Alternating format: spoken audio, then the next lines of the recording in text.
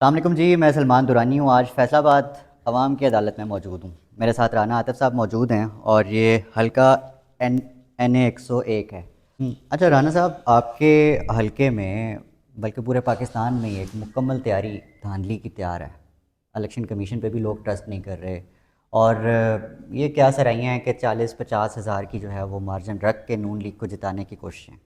आपका क्या ख्याल है कि अवाम ये एक्सेप्ट करेगी? 40-50 हज़ार का मार्जिन मैं समझा नहीं क्यों, कैसे क्या करेंगे 40-50 हज़ार मतलब वो जो वो रखते हैं रनर अप के लिए कि जी हमने इतना वोट पहले रख के चलना, मतलब 40-50 पे भी बात नहीं बन रही। इसमें तो मैं कोई कमेंट नहीं कर सकता। हम तो थोड़ा फेयर प्ले के डू यू हमें do you believe in election commission? नहीं। अब वो तो आपके सामने है कि जो कंडक्ट रहा है चीज़ों का, उससे लोगों के दिनों में वो शुबात तो हैं लोगों के दिनों में। लेकिन मैं आपको एक बात बताऊँ सलमान साहब, आप हल्के में आप भी देख रहे हैं लोगों को। मैं भी पिछले 3 हफ्ते से हल्के के अंदर हूँ। जो पब्लिक का इस टाइम मूड है, जो पब्लिक का इस टाइम सेंटिमेंट है, लोग नून लीग को रिजेक्ट कर चुके हैं। हम्म। मैं आपको यकीन दिला रहा हूँ कि दूर दूर तक वो मुकाबले में नज़र नहीं आ रहे।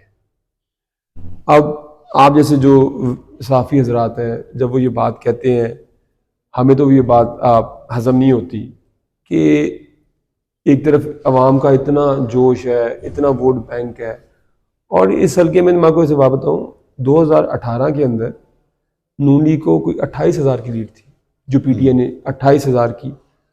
अब कम अज़ कम जो एक मुताद अंदाजे के मुताबिक कह रहे हैं, अब तो यार लीड 50-60 हज़ार की लीड होएगी। तो मैं नहीं समझता कि ये नून लीग वाले कुछ भी कर लें, धांधली भी कर लें, कुछ भी कर लें, ये इस लीड को कवर कर सकते हैं। हमें तो जहाँ पे जा रहे हैं इतना रिस्पॉन्स है। मैं तो आपको ऑनेस्टली बताऊँ कि हमें एक एक यूनियन काउंसिल से 10-10 जलसों की लोग हमें इनवाइट कर रहे हैं, और लोग खुद इनवाइट कर रहे हैं। और मैं आपको एक बात और बताऊँ, PTI के अंदर जो खूबसूरती ये है कि PTI के अंदर इलेक्शन कैंडिडेट का हाथ कारकुन इतना बटाते हैं, बल्कि मैं तो कहता हूँ कि एक्चुअली कारकुन ही सारा इलेक्शन लड़ रहे हैं। हम्म। हम्म। वही डोर टू डोर कर रहे हैं, वही हर चीज कर रहे हैं। जो मैं खुद कैंपेन को लीड कर रहा हूँ, मेरी टीम लीड कर रही है, लेकिन जो कारकुन है ना, वो ओनरशिप ले रहे हैं, जो जमहूरियत की असल रूह है जिसको हम कहते हैं। और मैं मुझे ये देख के बड़ी खुशी होती है कि क्योंकि मैं जब बरतानिया में पढ़ा था तो हमारे कुछ दोस्त थे हमसाया मुल्क के, वो कह रहे हैं कि उनके मुल्क के अंदर इंडिया में आपको पता है 31 लाख की आबादी के ऊपर एक हल्का है। हम्म। वहाँ कैंडिडेट तो रीच आउट नहीं कर सकता। बरतानिया में भी ऐसे होता है। और एक्चुअली जमहूरियत है ये कि जब लोग ओनरशिप लेकर खुद इलेक्शन लड़ते हैं, हम्म। कैंडिडेट नहीं इलेक्शन लड़ता, कैंडिडेट से लीड करता है सारी कैंपेन को। अच्छा, ये चीज़ नज़र आई पाकिस्तान तहरीक इंसाफ के में, तो एक कल्चर ही बन गया है कि जो कारकुन है वो लीडरान से हमेशा आगे। आपने बिल्कुल प्रोटेस्ट पे जाना है, लॉन्ग मार्च पे जाना है, इलेक्शन कैंपेन करनी है। उसी अवाम का सवाल है, आप पहली बार इलेक्शन लड़ रहे हैं, जी। क्या बईद के कल को आप अवाम के वोट लेकर इमरान खान साहब का साथ छोड़ दें? नहीं, मैं तो पार्टी के साथ आज से नहीं, 17 साल से पार्टी के साथ खड़ा हूँ। ना मैं टिकट के लिए आया था पार्टी में, ना मैं MLA शिप के लिए पार्टी में आया था। मैं एक नज़रिए के लिए आया था। जब मैंने पार्टी ज्वाइन की, और तब तो शहर में गिनती के लोग होते थे जो तरीके इंसाफ में, तो मुझे तब भी ये मानी नहीं, मेरे लिए नहीं लगता था कि वोट बैंक कितना है, वोट बैंक कितना नहीं है। जब आप नज़रिए की पॉलिटिक्स करते हैं ना, तो तब आपका एम और होता है। जब आप पावर पॉलिटिक्स करते हैं तब आपका एम और होता है। और मेरे जैसे बंदे को मैं वैसे आपको कह रहा हूँ कि जो रवायती सियासत है उसकी ज़रूरत नहीं है कि आप रवायती सियासत करें। और रवायती सियासत में मैं आता सिर्फ इसलिए कि मैंने एक दफ़ा MLA बनना है या मैंने कोई वो करना है, और ना मुझे इसका शौक़ था। मैं तो सिर्फ इसलिए आया हूँ कि हमारे जैसे लोग जो कि प्रोफेशनली कॉम्पिटेंट हैं, जो कुछ जिनको अल्लाह ने थोड़ी बहुत सलाहियत दी हुई है, अल्लाह का फजल है। हमारा कोई कमाल नहीं, इंसान तो कोई चीज़ नहीं होता। मैं एक आजिज़ सा इंसान हूँ। तो हमारे से लोगों को आगे आना चाहिए जिनमें पॉलिटिकल पैशन भी है, और जो समझते हैं कि अगर हम जैसे लोग आगे नहीं आएंगे तो फिर कौन आगे आएगा। तो मैं तो सिर्फ इसी जज्बे के साथ पॉलिटिक्स में आया था, और पार्टी की बड़ी मेहरबानी है और खान साहब की। और हमारी पार्टी में देखिए, हर पार्टी में कोई परफेक्शन तो नहीं होती, आइडियलिज्म तो नहीं, आप आइडियल कैंडिडेट तो नहीं उतार सकते, लेकिन आप इस चीज़ के आप गवाह हैं कि हमारी पार्टी ने आप ऐसा बड़े ऐसे लोगों को मौका दिया है जो कि अमूमी तौर पे कोई रवायती सियासी जमातें नहीं मौका देती। मैं आपको छोटी सी बात बताता हूँ, हमारे पूरे शहर के अंदर सारे कैंडिडेट वो हैं हमारी मुखालिफ जमात नूनी की तरफ से जिन्होंने या खुद 8-8 इलेक्शन लड़े हुए हैं, या अगर खुद 6 इलेक्शन लड़े तो अगले 2 इलेक्शन में अपने अपने बच्चों को उतार दिया होगा। अब मुझे फ़ख्र है कि मैं एक पार्टी का कारकुन हूँ जो पार्टी के साथ 17 साल रहा। पार्टी ने मेरी पार्टी के साथ कमिटमेंट, मेरी सलाहियतों को देखते हुए मुझे पार्टी ने टिकट दिया। और आपको पता है कि जैसे अब मैं बता रहा हूँ कि ये जो थोड़े से अमूमी तौर पे समझा जाता है कि ये आसान हल्के या जहाँ पे पार्टी का वोट बैंक थोड़ा ज़्यादा होता है, वहाँ पर तो पहली दफ़ा वो पार्टी में टिकटें बिकती हैं। और मैं बड़े फ़ख्र से बता रहा हूँ कि मैं पैसे देने तो मैं कि 1 रुपया कि मुझे तो पार्टी ने खुद मेरे पे ये ट्रस्ट किया है कि पार्टी का ख्याल है कि मेरे से लोग बंदों को असम्बली में जाना चाहिए। तो इंशाल्लाह ताला जी हम ना किसी ओहदे के लिए सियासत में आए थे, ना किसी वजारत के लिए आए थे, ना एमएनएशिप के लिए आए थे, एक नज़रिए के लिए आए थे और इंशाल्लाह ताला इस नज़रिए के साथ खड़े रहेंगे। नवाज शरीफ साहब आए, इस वक्त जो इम्पैक्ट बनाने की पूरी कोशिश की जा रही है, एक तरफ इमरान खान साहब के ख़िलाफ़ फ़ैसलों की भरमार है, आज भी एक फ़ैसला आया, जी, अवाम की अदालत क्या कहती है? अवाम की अदालत का तो फैसला जी यकतरफा है। जैसे अवाम ने तो मेरे ख्याल में तो सर्वे कह रहे हैं 70% पॉपुलैरिटी है। मैं तो अपने हल्के में देख रहा हूँ, मुझे तो ये 85-90% गेम ऊपर लग रही है। सर्वे हालांकि कह रही 70% और पॉपुलैरिटी है। 85-90 का अगर टर्नआउट हो गया तो क्या नहीं, देखते हैं? टर्न आउट नहीं मैं कर रहा हूँ, मैं तो पॉपुलैरिटी की बात कर रहा हूँ। टर्न आउट के अंदर ऑब्वियसली लॉजिस्टिक्स का भी इशू होता है, इतना वोटर भुगताना भी इशू है, क्योंकि हमारे यहाँ इतने पोलिंग स्टेशन नहीं होते कि अगर अगर लोग आ भी जाएं, अगर वोट डालना भी जाएं तो वो लॉजिस्टिकली पॉसिबल नहीं है। लेकिन इंशाल्लाह बड़ा, मेरे ख्याल में तो बड़ा बड़ा तारीखी टर्न आउट होएगा। और आप देखेंगे कि हमारे हल्के के अंदर 1,05,000 नया वोटर आया है पिछले 5 साल के अंदर, और पाकिस्तान की अक्सरियत यूथ के ऊपर मबनी है। 6,70,00,000 वोट तकरीबन 18 साल और 40 साल के दरमियान है, वही डिसाइसिव वोट है। अच्छा, तो मेरे ख्याल में तो ये यूथ जैसे जिसके अंदर जो इनके अंदर जज्बा है, जो इनके अंदर आइडियलिज्म है, और वो जिस तरह वो निकलेंगे वही 18 से 40 डिसाइसिव वोट है। इवन मैं इवन मेरे जैसे लोग भी डिसाइसिव वोट एज के लिहाज से डिसाइसिव वोट कैटेगरी में नहीं आते। 18 से 40 साल के लोग ही, बल्कि इसको थोड़ा और नीचे ले जाए, 18 से 35 साल का वोटर ही डिसाइसिव वोट है। तो वो तकरीबन 60-65% वोट है वो। पर्सनली एक बाहर का पढ़ा लिखा शख्स पाकिस्तान में आकर पाकिस्तान की सियासत देखकर जो आजकल चल रही है उससे बदजन और बददिल नहीं हो जाता? नहीं जी, बिल्कुल नहीं। देखें, अगर ये निज़ाम, सियासी निज़ाम बेहतर होता तो हो सकता है कि बहुत ज़्यादा लोगों को सियासत में आने की ज़रूरत ना होती। तो वो जो खान साहब कहते हैं ना कि जब अल्लाह आपको, कि खान साहब अपने बारे में कहते होते हैं कि अल्लाह ने मुझे नवाजा इतना ज़्यादा कि मेरी जिम्मेदारी बन गई थी। तो जो पॉलिटिक्स है ये तो आपके ऊपर एक मॉरल ऑब्लिगेशन है कि जब आप ये देखते हैं कि मुल्क में गवर्नेंस का फुकदान है, तमाम अदारे बिल्कुल नेपोटिज्म की नज़र हो चुके हैं। मुझे पार्टी ने मौका दिया, ऑब्वियसली नॉट के पॉलिटिकल पार्टी की लॉयल्टी के ऊपर, लेकिन ऑब्वियसली मेरी पेशा वराना और तलीमी काबिलियत को देखते हुए जब ये डिस्ट्रीब्यूशन कंपनीज के बोर्ड बने थे तो मुझे भी फैसलों में जिम्मेदारी दी गई। और मैं आपको बताऊं कि मैं बड़े फ़ख्र से बताता हूँ कि ये जो डिस्ट्रीब्यूशन कंपनीज के बोर्ड थे, ये पाकिस्तान की तारीख में इस तरह के ज़बरदस्त बोर्ड नहीं, बल्कि प्राइवेट सेक्टर भी इस तरह के बोर्ड नहीं बना सकता था। जो नॉन स्टेट एंटरप्राइज वो भी इस तरह के बोर्ड नहीं बना सकती थी।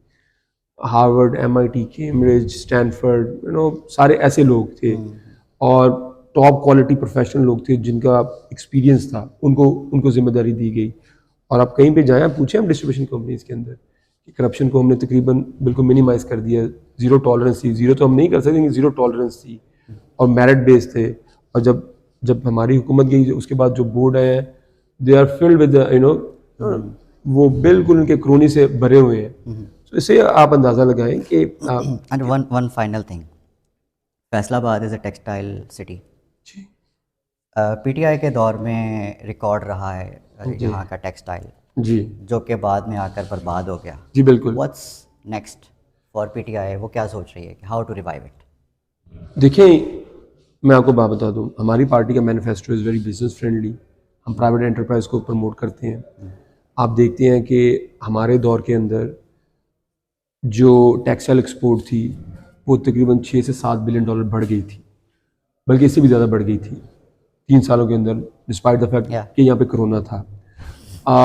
नून लीग का जो दौर है, ये जो इन्होंने कॉमन परसेप्शन बनाई हुई थी पुराने ज़माने की, अब तो वो ख़त्म हो चुकी है। अब वो सारी जो उनकी झूठ में मबनी सियासत है वो ख़त्म हो चुकी है, क्योंकि अब लोग वेल अवेयर है, सोशल मीडिया का ज़माना है और हर बंदा जानता है। तो मैं बताऊँ 2013 से 18 के अंदर नून लीग के दौर के अंदर जो एक्सपोर्ट थी वो $500 मिलियन गिरी थी, $500 मिलियन गिरी थी। और बंद अभी हो गया था पूरा हाँ बिल्कुल, फैसलाबाद टेक्सटाइल आप का। देखें कि $500 मिलियन एक्सपोर्ट गिर गई थी 5 सालों के अंदर, जहाँ पे आसिफ जरदारी की हुकूमत छोड़ के गई थी। और इनको $2.5 बिलियन का करंट अकाउंट डेफिसिट मिला था, हमें $20 बिलियन का डेफिसिट मिला था। हमारे दौर में $8 बिलियन की एक्सपोर्ट बढ़ी। ये पीडीएम की हुकूमत है, इन्होंने एक साल के अंदर आपकी $4 बिलियन की एक्सपोर्ट कम कर दी। $4 बिलियन वो और $4 बिलियन आपका रेमिटेंस के अंदर कम हुआ, ये $8 बिलियन। रोशन डिजिटल के अंदर से बिलियन $1.5 बिलियन और निकल गया, जो कि और आ सकता था। तो एक साल के अंदर में $12 बिलियन का था खसारा, हमें यही हो गया। और IMF के पास जो हम प्रोग्राम लेने गए हैं, अगर यही हमारी हुकूमत चलती रहती तो यही हमारा काम था, बिल्कुल ठीक होना था, कोई ऐसा क्राइसिस नहीं होना था। अब देखें रुपया डिवैल्यू कर गया, पाकिस्तान में 75 साल में रुपया इतना डिवैल्यू नहीं किया जितने इनके 16 माह में डिवैल्यू कर गया। डू यू बिलीव कि ये दोबारा रिवाइव हो जाएगी टेक्सटाइल फैसलाबाद की? देखिए बिल्कुल, अब मसला ये है कि अब बिजनेस चाहता है एक कंसिस्टेंसी इन पॉलिसी चाहता है, एक ऐसा एनवायरनमेंट चाहता है जहाँ पे इन्वेस्टमेंट पनप सके। सो मैं समझता हूँ इंशाल्लाह ताला अगर अल्लाह ताला ने हमें दोबारा मौका दिया तो हम वही हमारी जो पॉलिसीज़ हैं जो कि बिजनेस फ्रेंडली है, जो कि इंपोर्ट सब्सटीट्यूशन इंडस्ट्री के ऊपर बेस्ड है। इनका तो सिंपल मॉडल है, इंपोर्ट बेस ये करते हैं। इन्होंने अपने दौर के अंदर $25 बिलियन की इंपोर्ट बढ़ा दी थी 13-18 में। आपके सामने ये 16 माह की परफॉर्मेंस भी इनके सामने है। बिल्कुल ऐसे ही। हमारे दौर के अंदर इंपोर्ट सब्सटीट्यूशन इंडस्ट्री लग रही थी, मैं फेस्को में था, तो हम ये देखते थे कि ये फिडमे के अंदर इतनी हमें दरखास्तें आ रही थी नए कनेक्शन की, इंडस्ट्री कनेक्शन की। 18% हमने बिजली की खपत बढ़ा दी थी, पेट्रोलियम की खपत 20% से बढ़ रही थी। सो 6.47% आखिरी साल में ग्रोथ थी और 6% उससे पिछले साल में हमारे जो आखिरी 2 साल थे।